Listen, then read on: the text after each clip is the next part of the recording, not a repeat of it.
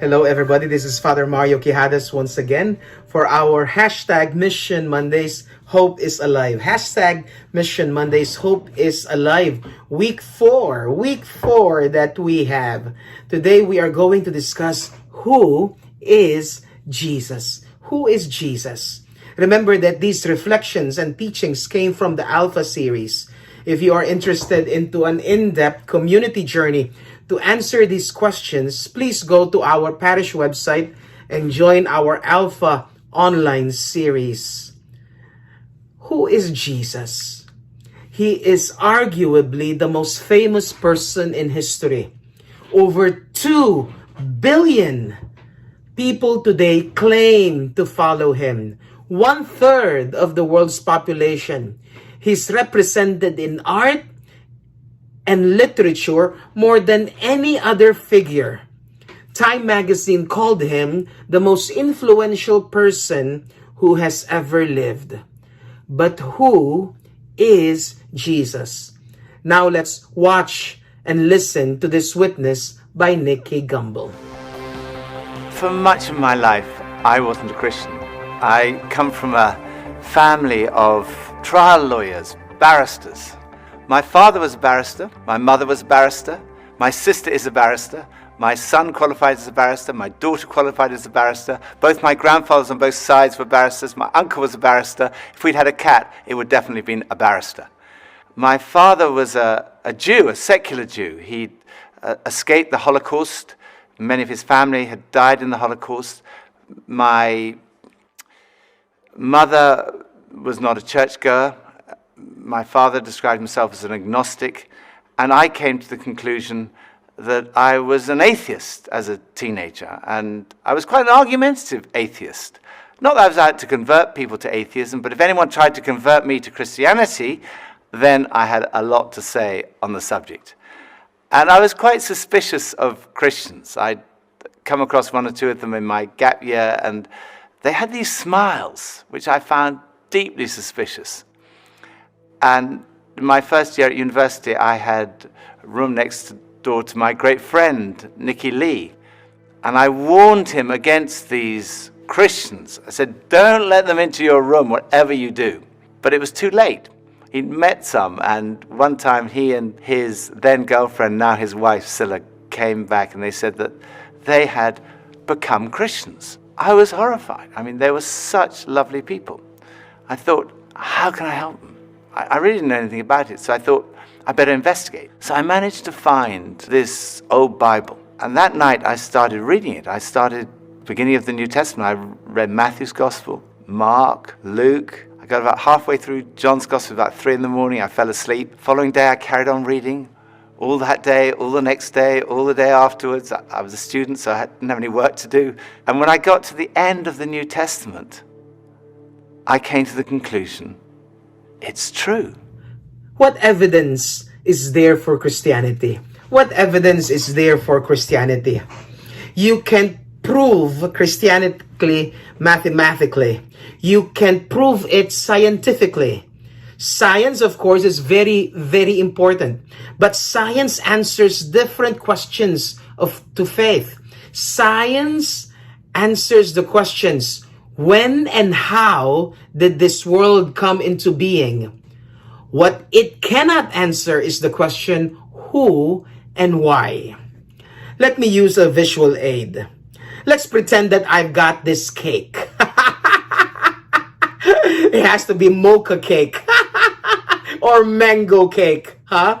Now this cake, supposing we sent this cake off to the top scientists of the world, they would be able to tell you possibly the ingredients that we have put in this cake. They might be able to tell you how it was made. They might even be able to work out when it was made. But they wouldn't be able to tell you who made it and why it was made. Actually, the answer is I made the cake. It's a very nice cake. It's not, well, to be honest, I had a little bit of help, but it still is a bit of mess. I don't think I can make a cake. But it's only me who can tell you why I made it. The reason that I made it was for this visual aid. So imagine this mango cake. And also for the small group that's probably gonna eat it virtually today. But only the creator can tell you, the creator of the cake can tell you who made it and why that creator made it. So that's the difference between science and faith. Science is very important because it deals with the scientific questions. But equally, faith is important because it answers some very fundamental questions about life. And everyone has faith. Everyone. An atheist has faith that there is no God. You can prove that mathematically or scientifically. And those of us who believe in Jesus do so on the basis of evidence. On the basis of evidence. You know, historical evidence is evidence. Scientific evidence is not the only kind of evidence. A lawyer uses what you might call historical evidence. Every time a jury brings back a verdict, they're doing it on the basis of things that happen in history. Evidence of history. And every jury decision is a step of faith. And so it is that we have to make up our minds about Jesus. And that is a step of faith. So, what is the evidence? First of all, what is the evidence that Jesus ever existed? Some people say, well, you know, maybe Jesus didn't even exist. But there's overwhelming historical evidence. No serious historian would suggest today that Jesus did not exist. The first century Jewish historian Josephus wrote this about Jesus. Open quotation. There was about this time Jesus, a doer of wonderful works. Close quotation. And he then goes on to talk about the crucifixion of Jesus and his alleged resurrection. So there's evidence outside of the New Testament. But most of our evidence comes inside the New Testament. Now, of course, the New Testament was written a long time ago. And people say, now how do we know that what we have here hasn't changed over the years? And the answer is we do know through a science called textual criticism. Textual criticism. Essentially, the way textual criticism works is like this. The more manuscripts you have, and the earlier they are, the more you can be sure about what the original said. Let me say that again. Textual criticism goes like this. The more manuscripts you have, and the earlier they are, the more you can be sure about what the original said. Now, there's going to be a screen that's going to be put over here, and I want to discuss about that screen. Herodotus and Thucydides were both written in the 5th century BC. Earliest copies we have are AD 900. And there's a 1300-year gap. And we have only 8 copies of each. Yet no classical scholar would doubt its authenticity. Livy's Roman history, 900-year gap, 20 copies. Caesar's Gallic War, 950-year gap, 9 to 10 copies.